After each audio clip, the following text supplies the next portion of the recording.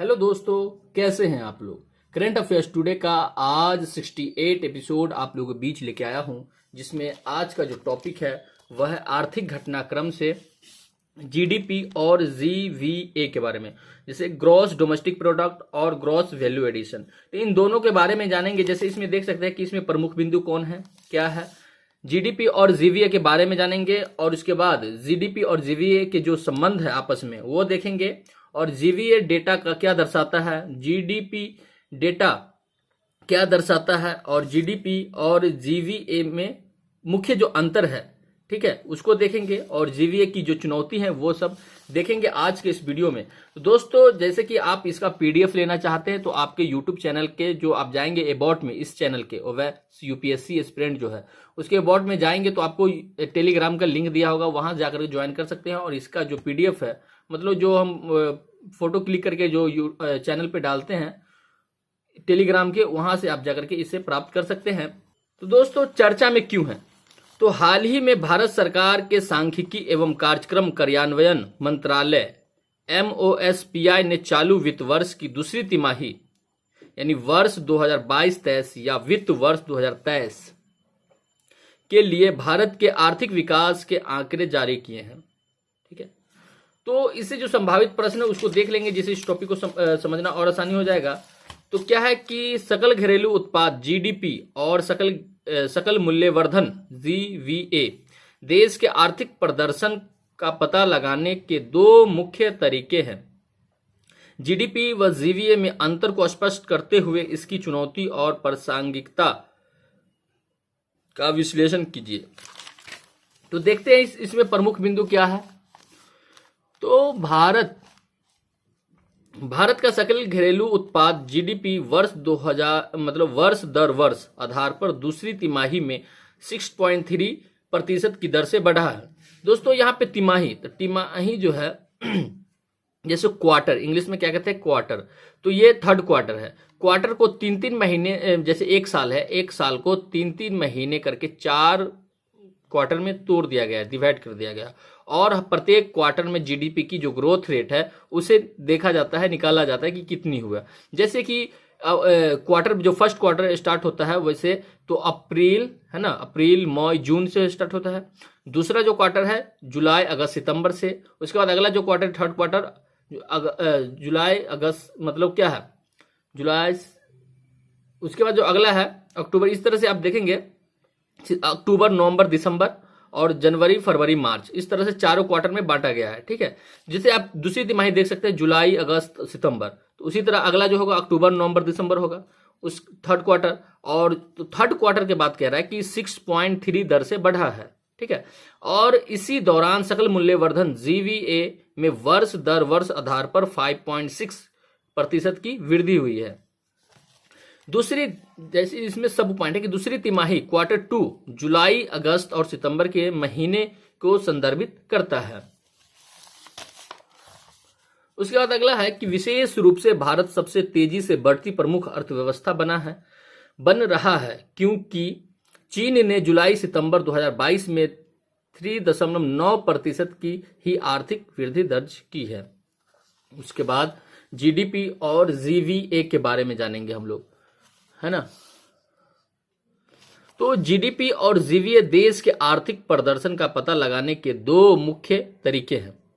ठीक है, देश की जो आर्थिक प्रदर्शन की स्थिति है, यानी देश की जो स्थिति है आर्थिक क्षेत्र में वह किस तरह से, तो इसके लिए जो पता लगाने की जो तरीका है वह जीडीपी और जीवीए है, यानी ग्रॉस डोमेस्टिक प्रोडक्ट और ग्रॉस वैल्यू एडिशन। ठीक है, दोनों राष्ट्रीय आय के उपाय है, जिसे देखेंगे कि सकल घरेलू उत्पाद जीडीपी, ठीक है, तो किसी देश की सीमाओं के भीतर एक विशिष्ट समयावधि, आमतौर पर एक वर्ष में उत्पादित सभी अंतिम वस्तुओं एवं सेवाओं का मौद्रिक मूल्य है। यह एक राष्ट्र की समग्र आर्थिक गतिविधि की एक व्यापक माप है। जिसमें अगला पॉइंट है कि जीडीपी अर्थव्यवस्था में कुल व्यय को जोड़कर ऐसा करता है, दूसरे शब्दों में यह देखता है कि किसने कितना खर्च किया। यही कारण है कि जीडीपी अर्थव्यवस्था में कुल मांग पर अधिकार या नियंत्रण करता है। उसके बाद अगला पॉइंट है कि सामान्य तौर पर 4 प्रमुख जीडीपी वृद्धि के इंजन हैं, यानी जीडीपी वृद्धि के इंजन हैं। ठीक है, जिसमें क्या है कि भारतीय द्वारा अपने निजी उपभोग यानी अर्थात निजी अंतिम उपभोग व्यय पीएफसीई के लिए खर्च किया गया सारा पैसा। अगला है सब पॉइंट की सरकार द्वारा अपने वर्तमान उपभोग पर खर्च किया गया सारा पैसा, जैसा कि वेतन। तो सरकारी अंतिम उपभोग व्यय जीएफसीई। उसके बाद अगला है सब पॉइंट की अर्थव्यवस्था की उत्पादक क्षमता को बढ़ावा देने के लिए निवेश किया गया सारा पैसा। ठीक है, उसके बाद है अगला सब पॉइंट कि इसमें फैक्ट्रियों में निवेश करने वाली व्यावसायिक फर्म या सड़कों और पुलों का निर्माण करने वाली सरकारें शामिल हैं, जिसमें क्या है कि सकल अस्थायी पूंजीगत व्यय। उसके बाद अगला जो सब पॉइंट है कि निर्यात, विदेशियों ने हमारी वस्तुओं पर जो खर्च किया एवं आयात, भारतीयों ने विदेशी वस्तुओं पर जो खर्च किया का निवल प्रभाव अर्थात शुद्ध निर्यात होता है। इसे हम देखते हैं कि जैसे आयात और निर्यात क्या है। तो जैसे अगर हमारे देश के अगर कोई व्यक्ति दूसरे देश में भी जाकर वहां खर्च करता है, ठीक है, तो वो हमारे लिए आयात कहलाएगा। अगर विदेशी आदमी जो हमारे देश में पर्यटन के लिए आते हैं, घूमने के लिए आते हैं, टूरिस्ट, ठीक है, अगर वो भी हमारे देश में आकर कुछ खर्च करते हैं, खाते पीते हैं, तो वो हमारे देश के लिए क्या हो गया, निर्यात हो गया। तो वही कह रहा है। तो इस तरह से जो निवल प्रभाव अर्थात शुद्ध निर्यात कहलाता है, जो दोनों का अंतर होता है वह निवल यानी शुद्ध निर्यात कहलाता है। उसका सकल मूल्य वर्धन क्या है, तो जीवीए समान राष्ट्रीय आय की गणना आपूर्ति पक्ष के संदर्भ में करता है या विभिन्न क्षेत्रों में जोड़े गए सभी मूल्य जोड़कर ऐसा करता है। उसके बाद अगला जो सब पॉइंट है कि वर्ष 2015 में जीडीपी माप के अपने दृष्टिकोण की व्यापक समीक्षा के मद्देनजर भारत ने अपने राष्ट्रीय खातों के संकलन में बड़े बदलाव करने का विकल्प चुना और पूरी प्रक्रिया को वर्ष 2008 के संयुक्त राष्ट्र प्रणाली के राष्ट्रीय लेखा system of national accounts SNA के अनुरूप लाया। उसके बाद अगला जो सब पॉइंट है कि एसएनए के अनुसार किसी क्षेत्र के जीवीए को आउटपुट के मूल्य से मध्यवर्ती इनपुट के मूल्य को घटाकर प्राप्त मूल्य के रूप में परिभाषित किया जाता है। यह मूल्यवर्धन उत्पादन है ना, मूल्यवर्धन जो है उत्पादन, श्रम और पूंजी के प्राथमिक कारकों के बीच साझा किया जाता है और यह एक व्यक्तिगत निर्माता, उद्योग या क्षेत्र द्वारा किए गए सकल घरेलू उत्पाद में योगदान का एक उपाय है। अगला देखते हैं कि जीवीए की गणना आधार वर्ष 2011-12 के आधार मानकर की जाती है। जीवीए की वृद्धि को देखकर यह समझना आसान है कि अर्थव्यवस्था के कौन कौन से क्षेत्र मजबूत हैं। उसके बाद देखते हैं कि जीडीपी और जीवीए में संबंध क्या है। तो जीडीपी का मुख्य आधार जीवीए डेटा होता है। जीडीपी और जीवीए निम्नलिखित समीकरण द्वारा संबंधित है। जैसे जीडीपी जो होता है वह जीवीए प्लस सरकार द्वारा अर्जित कर माइनस सरकार द्वारा प्रदान की जाने वाली सब्सिडी होता है। यानी जीडीपी को हम किस तरह से देखते हैं, तो जीडीपी जीवीए होता है और सरकार द्वारा जो अर्जित कर होते हैं यानी टैक्स होते हैं और माइनस कर दिए जाते हैं सब्सिडी, यानी GVA plus tax minus subsidy को हम अगर तीनों के जोड़ेंगे घटाएंगे तो इस तरह हमारा जीडीपी प्राप्त होगा। अगला है कि जैसे कि अगर सरकार द्वारा अर्जित कर उसके द्वारा प्रदान की जाने वाली सब्सिडी से अधिक है तो सकल घरेलू उत्पाद जीडीपी जीवीए से अधिक होगा।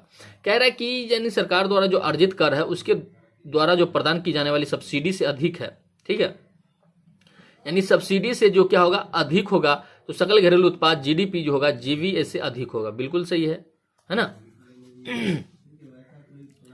सकल घरेलू उत्पाद डेटा वार्षिक आर्थिक विकास को देखते समय अधिक उपयोगी होता है और तब भी सहायक होता है जब कोई देश के आर्थिक विकास की तुलना अतीत में या किसी अन्य देश के विकास के साथ करना चाहता है। अगला देखते हैं कि जीवीए डेटा क्या दर्शाता है, तो विनिर्माण क्षेत्र। जीवीए डेटा विनिर्माण क्षेत्र में संकुचन को दर्शाता है। दूसरी तिमाही Q2 में विनिर्माण जीवीए में 4.3% की गिरावट आई है। यह महत्वपूर्ण है क्योंकि विनिर्माण में रोजगार सृजन की बहुत बड़ी संभावना है और यह कृषि क्षेत्र से अतिरिक्त श्रम को सोख सकता है। अगला देखते हैं कि कृषि क्षेत्र। जीवीए डेटा कृषि यानी वानिकी एवं मछली पकड़ने के साथ क्षेत्र में सकारात्मक को दर्शाता है, मतलब सकारात्मकता को दर्शाता है। यानी जीवीए डेटा जो है जिसने 4.6% की दर से बढ़ने की उम्मीद से बेहतर प्रदर्शन किया है। उसके बाद आगे देखते हैं कि जीडीपी डेटा क्या दर्शाता है। तो जीडीपी के संदर्भ में वृद्धि का सबसे बड़ा इंजन निजी उपभोग व्यय। यह आमतौर पर भारत के कुल सकल घरेलू उत्पाद यानी जीडीपी का 55% से अधिक योगदान देता है। ठीक है। उसके बाद अगला पॉइंट है कि यह घटक इसलिए भी महत्वपूर्ण है क्योंकि यदि यह अधोमुख है तो यह नए निवेश करने के लिए किसी भी प्रोत्साहन के व्यवसायों को मंद करता है और निवेश के लिए व्यय सकल घरेलू उत्पाद में दूसरा सबसे बड़ा योगदान करता है जो कुल का लगभग 33% है। जीडीपी और जीवीए में मुख्य अंतर क्या है।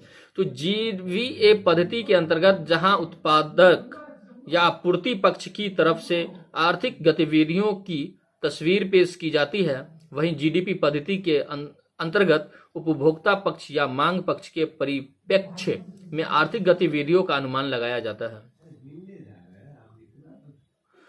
उसके बाद आगे जो देखते हैं कि इस प्रकार जीवीए पद्धति पूर्ति आधारित जबकि जीडीपी पद्धति मांग आधारित अर्थव्यवस्था को मापने का तरीका है। यानी जीवीए जो है वो जो पद्धति है पूर्ति आधारित है जबकि जीडीपी जो है मांग आधारित है, अर्थव्यवस्था को संदर्भित करता है यानी मापता है।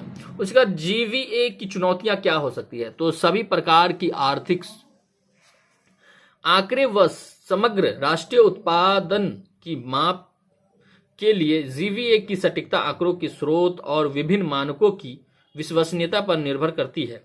यदि आंकड़ों के संग्रहण में किसी भी प्रकार की लापरवाही होती है तो जीवीए की सटीकता निश्चित रूप से प्रभावित हो जाएगी।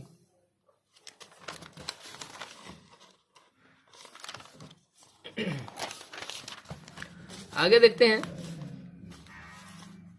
कि किसी अनुचित या त्रुटिपूर्ण तरीके के प्रयोग से जीवीए की प्रभावकारिता नकारात्मक परिणाम प्रदर्शित कर सकती है। उसका अगला पॉइंट है कि जीवीए के नकारात्मक परिणाम अर्थव्यवस्था की राजकोषीय व मौद्रिक नीति को भी प्रभावित कर देंगे, जिससे मुद्रास्फीति संबंधी अनुमान भी गलत हो जाएंगे। ठीक है। उसके बाद जीवीए की प्रासंगिकता क्या है। तो जीवीए को अर्थव्यवस्था का बेहतर मापक माना जाता है। जीडीपी वास्तविक आर्थिक परिदृश्य को मापने में विफल है क्योंकि उत्पादन में तेज वृद्धि, उच्च कर संग्रह व बेहतर अनुपालन के कारण भी हो सकती है जो वास्तविक उत्पादन की स्थिति को प्रतिबिंबित करे, यह आवश्यक नहीं है। उसके बाद है अगला पॉइंट कि जीवीए 8 व्यापक श्रेणियों पर क्षेत्रवार वर्गीकरण डेटा प्रदान करता है जिससे नीति निर्माताओं को यह तय करने में मदद मिलती है कि किन क्षेत्रों को प्रोत्साहन की आवश्यकता है और तदनुसार क्षेत्र विशिष्ट नीतियां तैयार की जा सकती है। जैसे क्या कि जिसमें कृषि, वानिकी और मत्स्य पालन। अगला है कि खनन एवं उत्खनन। अगला विनिर्माण, बिजली, गैस, पानी की आपूर्ति और अन्य जनोपयोगी सेवाएं। निर्माण, व्यापार, होटल, परिवहन, संचार और प्रसारण से संबंधित सेवाएं। अगला है कि वित्तीय, रियल एस्टेट और व्यावसायिक सेवाएं। अगला है कि लोक प्रशासन, रक्षा और अन्य सेवाएं। जिसमें अगला पॉइंट है कि वैश्विक डेटा मानकों और एकरूपता के परिप्रेक्ष्य में जीवीए किसी देश के आर्थिक प्रदर्शन को मापने में एक विभिन्न और आवश्यक पैरामीटर है। तो दोस्तों इस तरह से टॉपिक कंप्लीट हुआ। कैसा लगा हमें कमेंट करके जरूर बताएं और अच्छा लगा तो अपने चैनल को जरूर सब्सक्राइब कर ले जिससे मेरे आने वाली हर वीडियो आप तक पहले पहुंचे। तो आज के लिए इतना ही, मिलते हैं नेक्स्ट एपिसोड में। जय हिंद।